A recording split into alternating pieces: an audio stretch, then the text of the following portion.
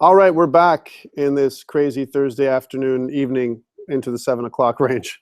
And it's COMP2007, Summer 2016, Week 5, Enterprise Computing, Part 3 of our broadcast. And we just finished doing sorting. And now we're going to do the most difficult piece, which is editing or updating. Okay, so that's the most difficult piece. Why is it difficult? Lots of code. Lots of code, and it's not all intuitive, just letting you know. So if I look at my students, right, how do I do an edit? It's going to take me to the students' details page. And that's where the editing is going to be done, student details, right? But the piece that I need to make work, and again, you might think that the sorting is hard, and yeah, it was a pain in the ass to do sorting too, for sure. But the editing needs another piece to our UI, right? So far, we've done a command field, and now we're going to put in something new called a hyperlink field. So we're going to say above the command field, we're going to put in an ASP hyperlink. Every one of them has different meanings and different options. Our hyperlink does a couple of different things. One, we have header text, right? So here's our header text. Header text. And we're going to make this equal to edit, right? So here's our edit, right? And then what we're going to have also in our hyperlink field is a text option, text. And now this is where we're going to do the same kind of insanity that we did before, right? Where we say, okay, I with a class, right, of equal to FA, oops, single quote, FA.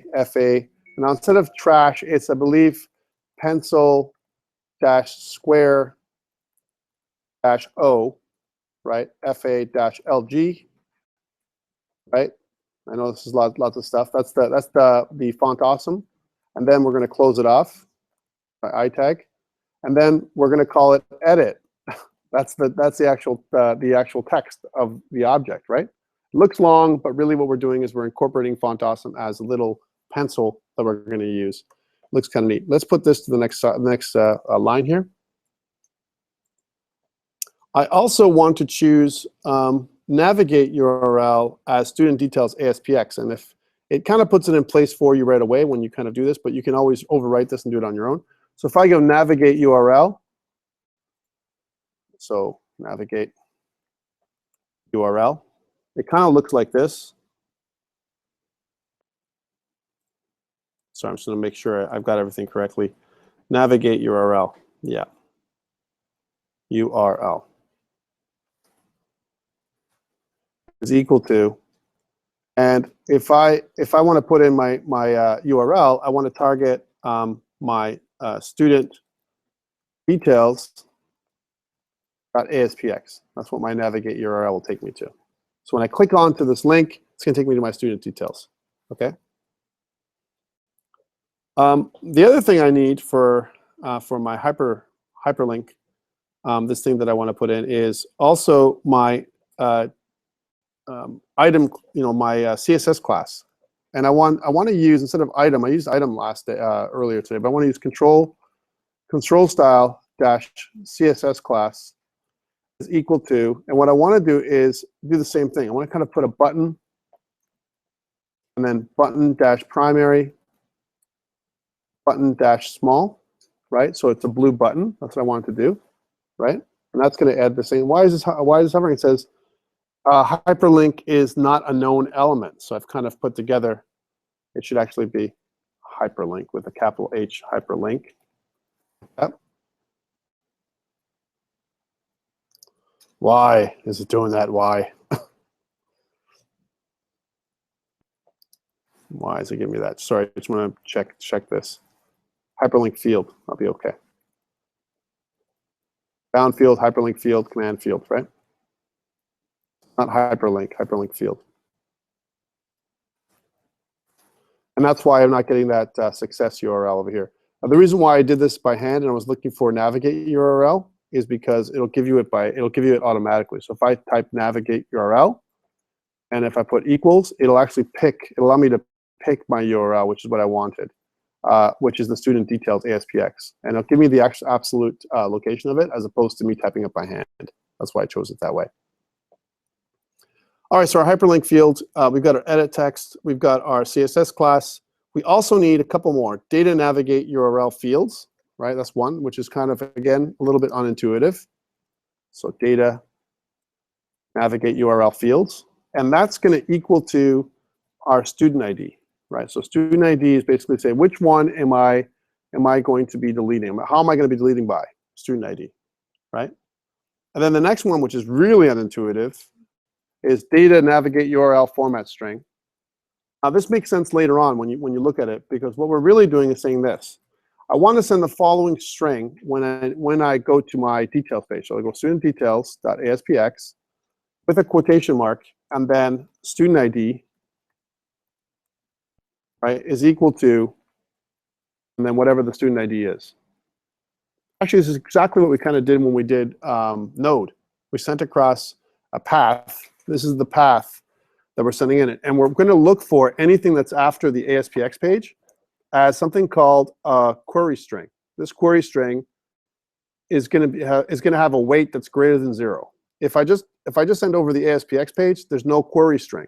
Nothing that's past the quotation mark or the question mark. If I have something past the question mark, then my query string has a weight, something that's greater than 0. Right? It's important for us to know that, because if it does, we can check for that. First of all, let's see how this thing looks. Just the way it is. I'm going to press Control F5. So one is the look and feel aspect. I want to see if it looks okay. I got to thank John again for some of this, John Horn, because he was able to fix some of our styling issues. This is what the edit button looks like, right? So if I click edit, it takes us back to here. But what I want in here is I want the database to fill this in automatically for me. All right, that's what I want to happen. So let's go back. So this, I've got my edit and my delete buttons. They look nice. And what I want to do is, and again, my pagination we're going to fix later on. I think it looks like we have a solution. If we have time today, I'll incorporate it. If we don't, at least you put it up on Slack. Let's see how it goes. Next is, now that we've got this functionality going, I need the code behind file to make it happen. And again, what I'm going to do is, it's got already the event for us to use, right? So basically, remember, we're not doing it on the student.aspx.cs file, so we can actually close this down. We're not going to do anything else in here. What I'm going to do is actually use the student details page now. And the student details page has its own code behind file, which we're going to access. And notice that we've got our save button. We need to modify this, and we need to add in some other data in here, okay? And again, this is where, like I said, it gets pretty hairy, right? When we kind of go into the details of our page, because this is not where we're not going to do any more cosmetic changes to our file. But what we want to do is modify our code behind file so that we can add in additional functionality. I'm just going to sift through this to make sure it's the right files. Here it is. Okay, lots to type, and it's going to become apparent to you why this is the most difficult piece and why I left it to the end, right? But it is what it is. Okay, first, at the beginning of our page, we want to do this. We want to say if, just like we did before, but we're going to add a little bit of an additional condition. It not is post back, so we want to make sure that it's not just someone who's returning to the page. We're using double ampersand for a second condition. We're going to look at the request. This is what I talked about. Query string, my query string, at the count of my query string, basically the length of it, is greater than 0. So that's saying, remember that weird string we just put together, that data string, navigate string? What I want to say is if it's not 0, if it's not just me going to there with an ASPX ending, if I have something like a quotation mark with some additional data, that means our query string count is greater than 0. And if it is, then I want to call this .getStudent. Now, there isn't a getStudent method in this particular file, so it means we have to create one. Let's do that now. So here's our protected void getStudent method. What is it that we're going to do here? Well, it's going to be very similar to what we've done already. We're going to populate the form with existing data from the database. We're going to grab that student record and put it in. We're going to have an integer that represents the student ID.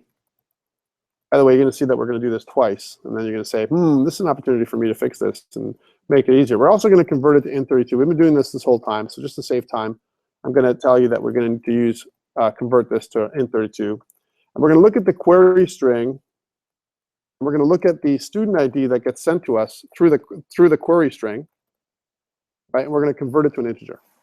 So the student ID is going to come to us in that query string, 30,001 or whatever it's going to be, 300,001 as an example. And then we're going to convert it into an integer and store it into our student ID variable.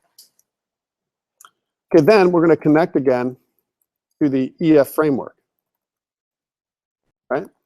So we're going to say using, now we've done this before a bunch of times, but when we're doing it twice in this one, using our default connection, we're going to create a database object, and we're going to create a new, using the new data, the constructor format, constructor notation. All right, and once we've got this using statement, in here is where we're going to do all of our work. We're going to say populate student object instance, right, with the student ID from the URL parameter. So whatever we get from the URL, that little student ID, we want to populate that student object with that. So we need a new student object. We're going to call it student. And we're going to call this updated student instead of deleted student like we did last time. So here's my updated student.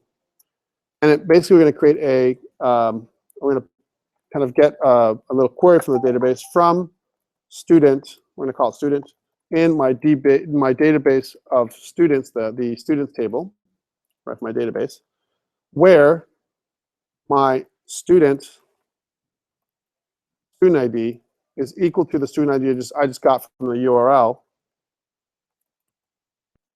Again, you can find out more descriptive names for this. I want to select this student that I got that matches this criteria, and I want to use first or default to make sure that we don't have any exceptions that are called if we don't match a student somehow. Okay. Whew, that's the first piece. Second piece to this one is I want to map the student properties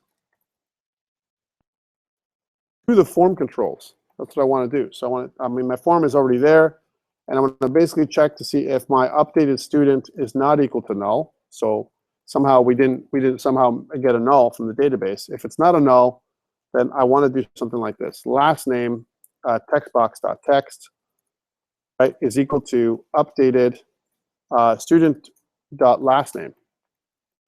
Right? And then our first name textbox.text is equal to updated student.firstmidname. And then enrollment date textbox.text. This is a little bit funky because the date is updated student.enrollment date .toString. And then we're going to pass in a format, right, which is year, dash month, dash day. Now, you're going to ask me, how come this format, Tom? And why? Because remember, in our student details page itself, we save this piece. In our student details page, the UI calls for a format, right, of minimum value 01012000 to maximum value 01012999. Some people have a problem with this because of cultural settings inside their machine. So if you're testing locally with your machine, and if your machine is not set out, see my date for the machine is 6/9/2016, but yours may be something different, right? Like for example, maybe you said year first, 2016, 6/9 as an example, right? This will fail for your machine. It won't fail on the internet. When you put it up on Azure, it's gonna work fine. But testing wise, it's gonna say, meh, your range validator won't work. So you have to change some of this minimum and maximum value to match up your cultural settings on your machine. Just FYI for that one, okay? Or you can just change them to mine. right? And that's just the easiest. Then everything will be same as mine, but if you really wanted to. All right, so we're not quite done. This is the first piece. The first piece is, hey, check map the student data, right? And when we map the student data, this is the first part. This is the get student piece, right? So, okay, let's check this out and see if it works. So I'm going to go to, in a second when I test, I've got my UI, right? And I want to make sure that when I click that edit button, from the student, I can actually populate the UI with my student data. So let's just run this thing. Now I'm going to ask you not to click the save button here. If you click the save button here, and if you're using my database, it'll actually add another record that's identical to the first one at this time. So far I got nothing, but if I go to students, right, and I click edit, Alexander Smith as an example, you can see that Alexander Smith information populates now. This is good. This is the first step. So I got the data from the database and threw it into the record, right? Now, if I click save, because I haven't fixed my save button, it's going to add another one, another record with the same name to the database. I don't want that. So it's not complete. Let's click cancel. What I want to do now is I want to change my save button click event. The save button click event is where I have to do some work. All right. So here it says, you know, we have to connect to the server. This is all the same. I got to create an object of the server. Notice we've done it twice now. And someone asked earlier, can I not make a global object that's part of my entire project that connects to the database? Absolutely, you can. Do we have time to do it in this class? No, we don't, right? Not right now. But can you refactor to make a global default connection object that you use all the time? Yes, you can, right? It's not impossible for you to do that. You'd have to do it in the solution in your app code folder of the solution. You'd have to create your own little class that does that, that connects, a connection class, if you will, right? It's actually a really cool thing to do instead of doing this all the time, right? Okay, that's cool. So that's one. And the next piece I need is I need to create my student data. So here I've got a student, new student. I'm creating a student object right here. This is still correct. I'm not changing this piece. All right, so this and this all remains the same, right? Nothing changes here. All right. This is where we change some stuff, though, down here. I'm going to create a new object called student ID. And I'm going to set the value to 0, right? I'm doing this for a couple of reasons. One is, if my student ID's value is 0, then I know that I don't have to edit anything. I just have to add a new item, right? I'm not editing here. If my student ID remains 0, I'm not editing, right? So I'm just initializing it here. Let me show you what I'm talking about. If, here's my if statement. If request, a query string, count is greater than 0. Again, we have a query in the query string in our URL. That's what this means, right? So our URL has a query, a student ID in it. Student ID in it, right? It contains a student ID, right, on top of our URL. That's what this means, right? If it's true, then get the ID from the URL, right? That's the next piece we need to do. So how do I do that? Student ID, just define that, is equal to, we're going to convert it to, again, we did this already, convert to int 32. We're going to say something like request query string student ID. Right, so this is where we're going to get the actual value, the item, the ID of the student. Okay, now that we've got that, get the current student from the EF database, right? So we're going to say, we've already defined it. Look, new student is here. We've already defined a student object up here. We're just going to utilize it now in here. So we're going to say new student is equal to, here we're going to do the query again, from student in db.students. Again, you can make it a different name, right? Where our student got student ID. We've done almost the exact same query before too, by the way, right? Student ID. And I hate doing, I hate repeating code. So this always seems to be a place where we can find a way to reduce code like this. If we've done it one time, why am I doing it again? Is always my question. Is there a way I can refactor, right, to do something without using the same code twice? This is the exact same code we did earlier, right? Okay, so now that I've got that, I know that my student is, I'm getting the data from my student. I'm loading up my student object with the data from the database here, but only if my query string on my URL is not empty. It's actually a student that I'm passing in. So if I'm passing a student to the site, I can process the student. If I'm not passing a student to the site and I'm just adding a student, then I don't do this part. It just skips over this through this if statement, right? Okay, cool. This part stays the same. New student, last name, I populate it from the text box. I add it in. So I'm populating the student, whatever it's going to be. So if I make any changes here, my student gets updated, right?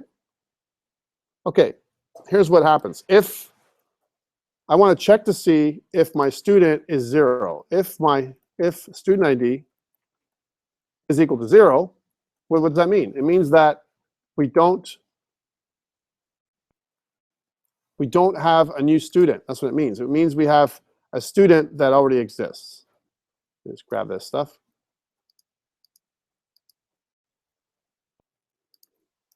It means that the student already exists instead of me getting another one. And then, so what I'm going to do, if it's exactly equal to 0, I want to add a new student.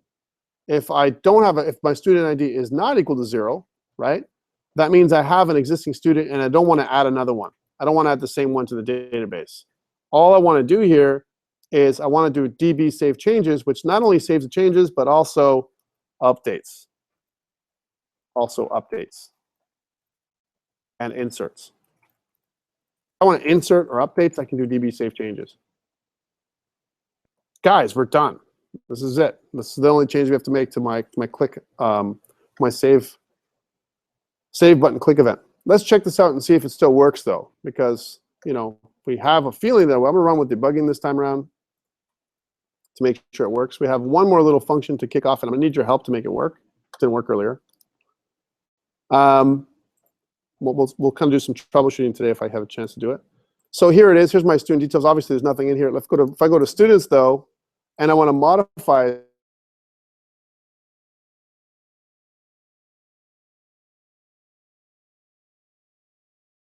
I haven't broken anything, which is a good thing.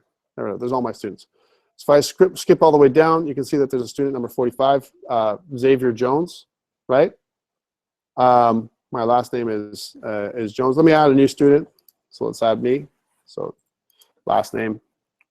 So using the same form, the student details form, I'm adding me in, right?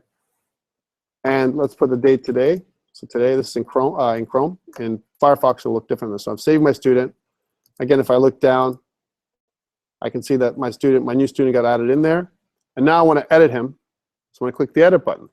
When I click edit, my data gets passed in there. And now I can change his first name from Tom to, let's say, Alexander.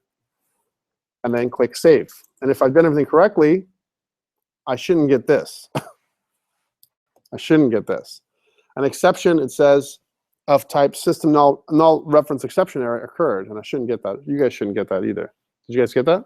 I got it because, I'm just lucky, right? By the way, let me just run that again to see if it's an error. Sometimes, because I'm accessing, you guys are all accessing my database, it happens. If I go to students, and if I want to look at the bottom one, especially if someone deleted me while I'm updating, it looks like someone was deleted me while I updated. See, it's gone. I didn't delete it, but someone deleted me while I updated, and that's why it caused an exception because someone deleted me. So I added in. Let's add myself in again. Please don't delete me so we can do this thing. So there you go.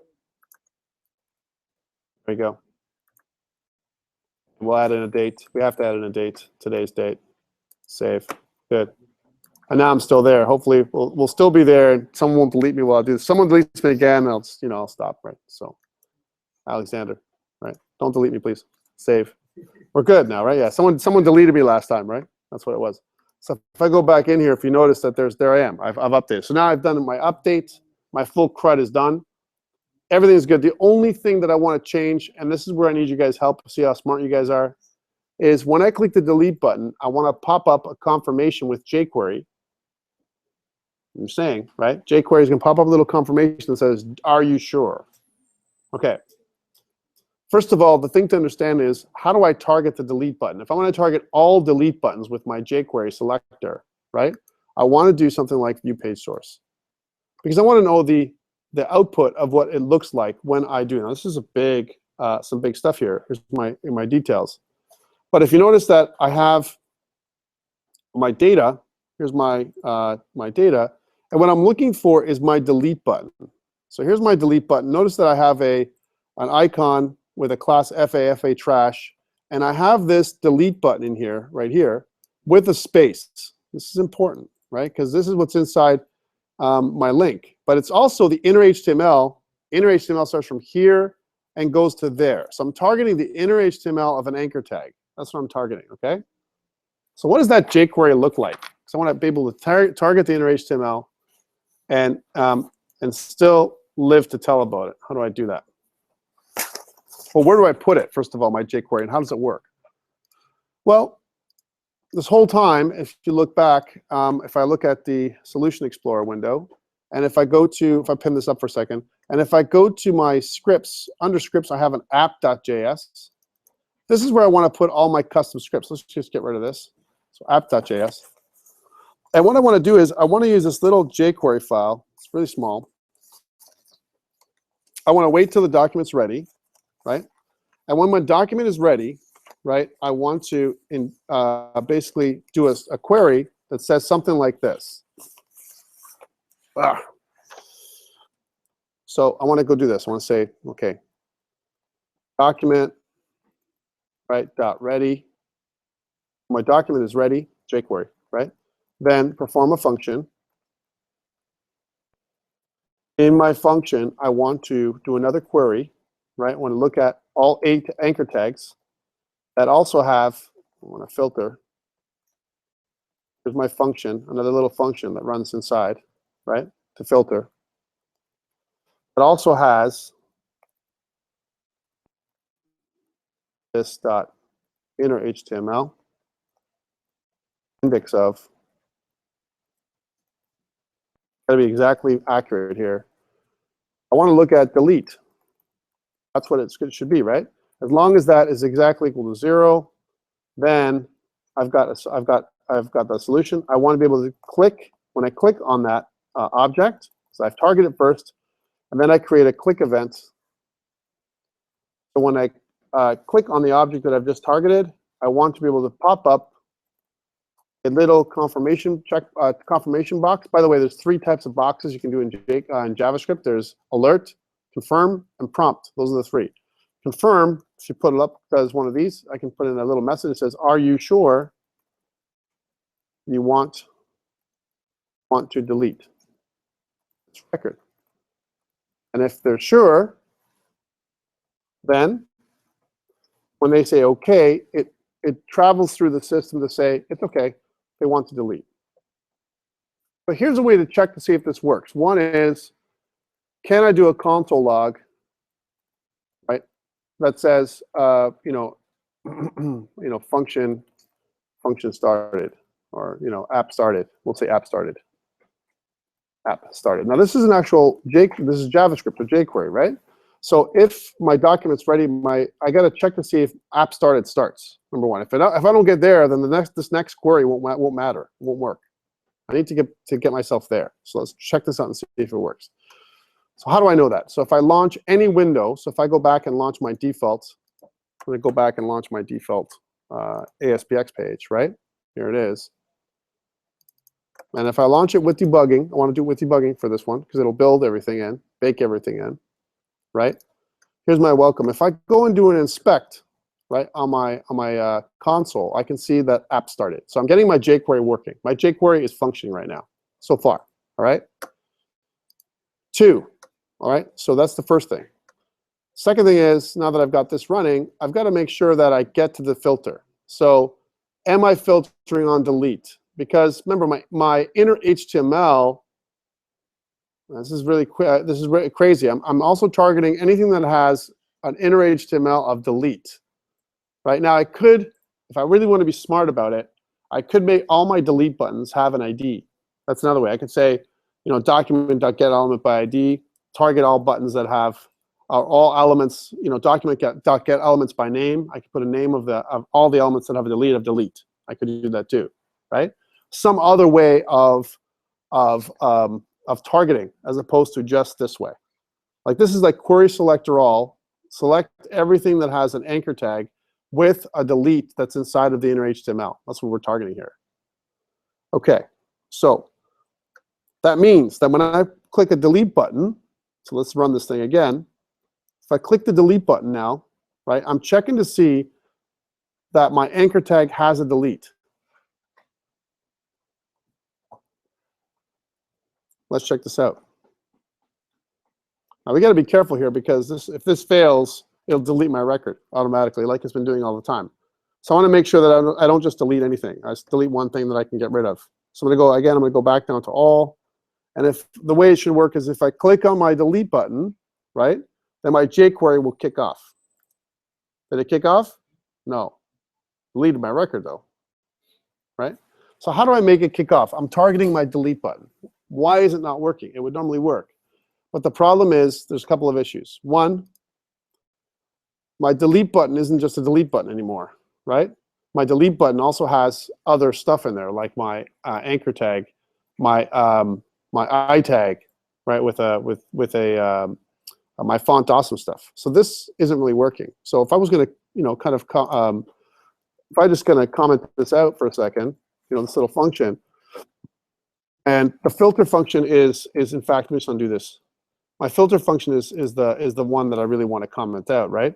So I'm doing it all in one little blow, right? Like everything's happening all at once, right here, right? So I'm returning and checking and all this stuff inside my function. This little callback function here is returning a value to the filter, which basically is saying, hey, this is what I'm targeting, right?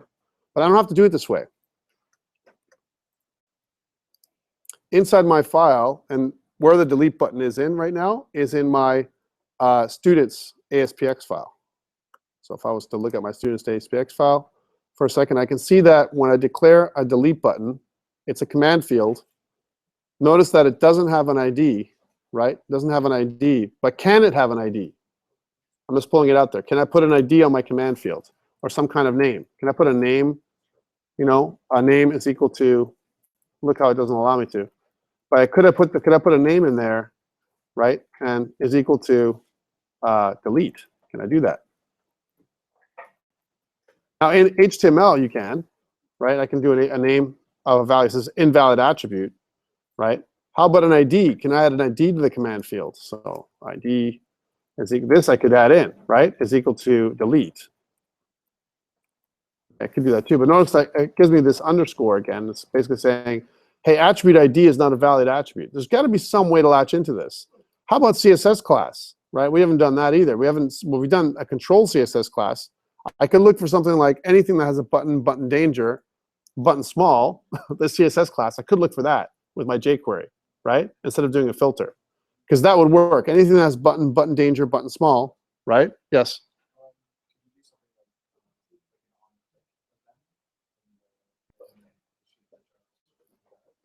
An on-click event for the button? I could, all right, but I need to target it somehow. I need to be able to do an on-click event somehow. I can't do an on-click here because it is already clicking. I already have an on-click, right? So you're talking about on the back end. Like, can I do something else? Like, can I do an on something? And there is no click event for my command field, right? Remember, my command field will turn into something else when it gets converted and smashed into regular HTML later on, right? So, like I said, can I make it ID? No, I can't. Can I target my class? Maybe I can target my class. This class here, my CSS class, button danger, button small.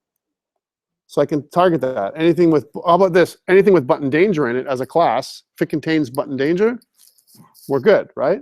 But let me just, because it's any kind of thing that has button danger in it. Let's check this out. This is what jQuery is all about. So instead of filtering it this way, I want to say, well, anything that has, here we go, watch this. We'll just delete all this piece.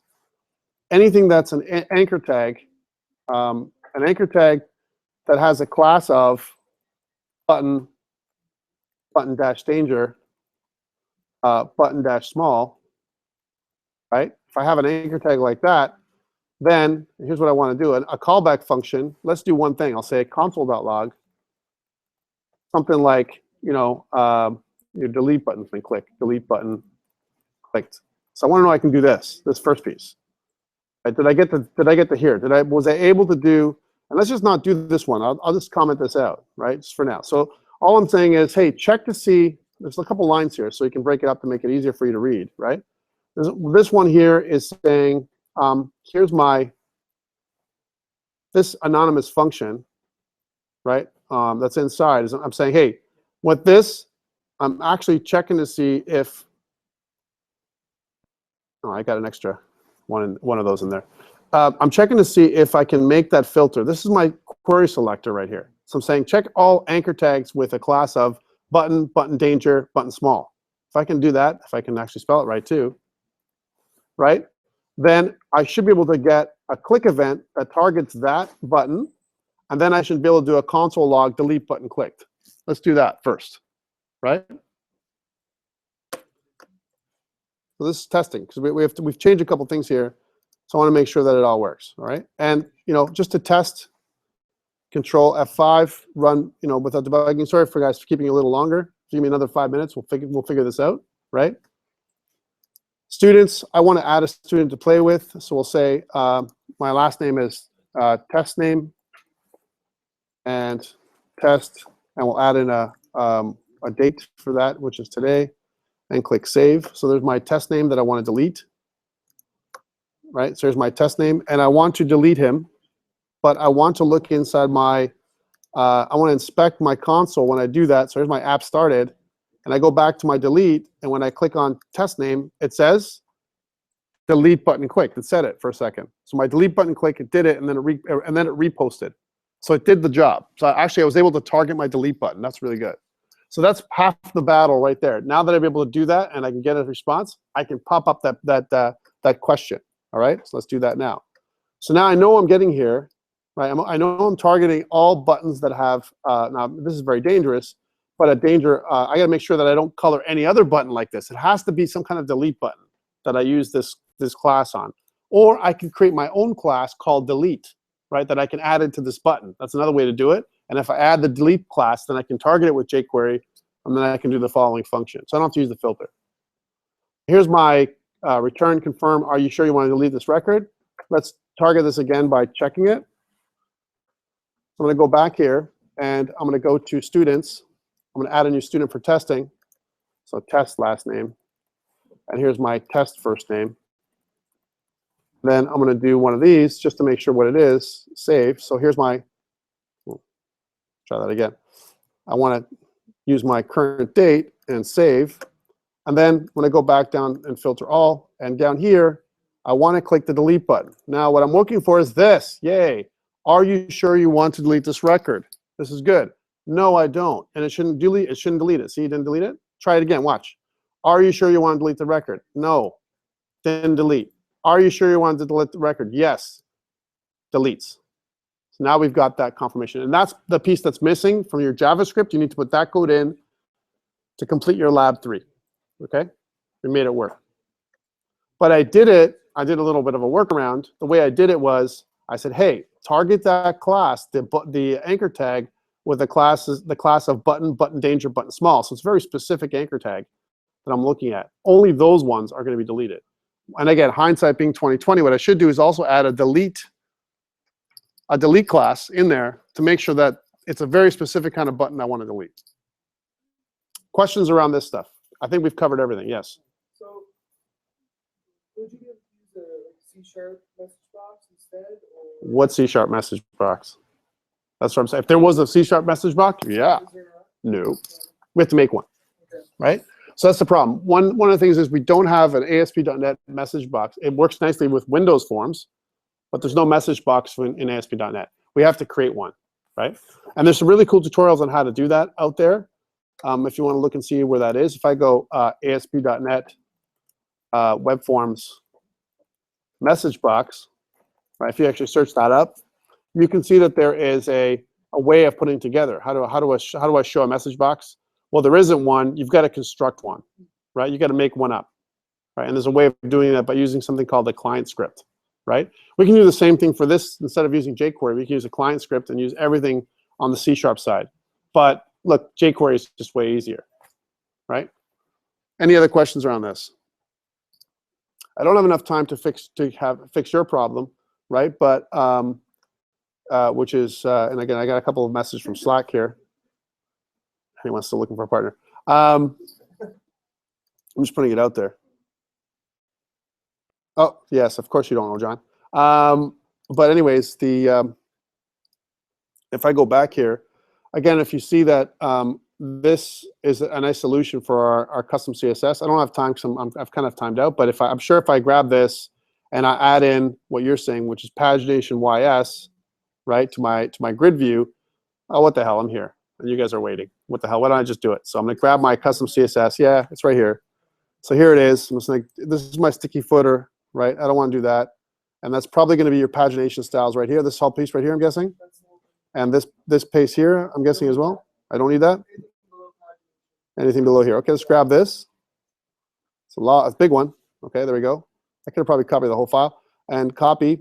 And what I want to do is I'm going to go back to my CSS here. So again, we're just trying to really make the maximum solution here for us, right? So I'm going to go into my content, app.css, and I'm going to add that CSS in the bottom. There we go, right? So there's all my CSS. I knew there was some kind of CSS solution. And then, of course, we need to do the other piece, which is add the pagination piece into our script. And I was going to go into students here. Here it is. And the pagination's got to be added in.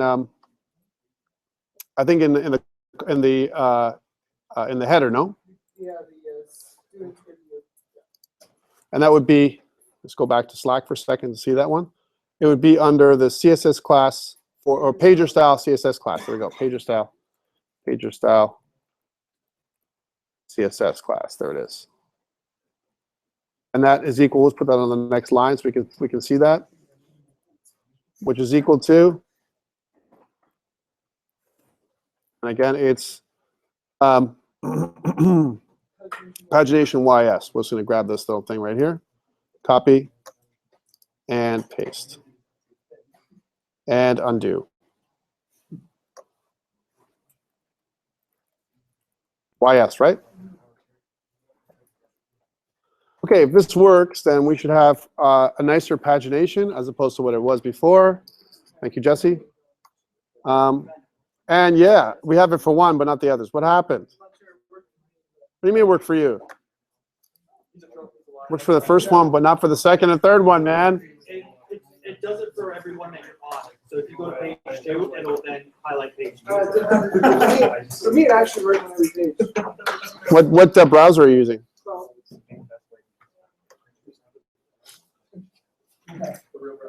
Well, it's better than what we had, right? So thank you very much, guys. Enjoy the weekend. Remember that your lab 3 is due Monday. You can do it with your partner. You don't have to do it alone, all right? And that next week is part 2 of your project, again, which is one game working on your main page, okay? So please, we'll see you next week, and hopefully everything else will be done. Thanks.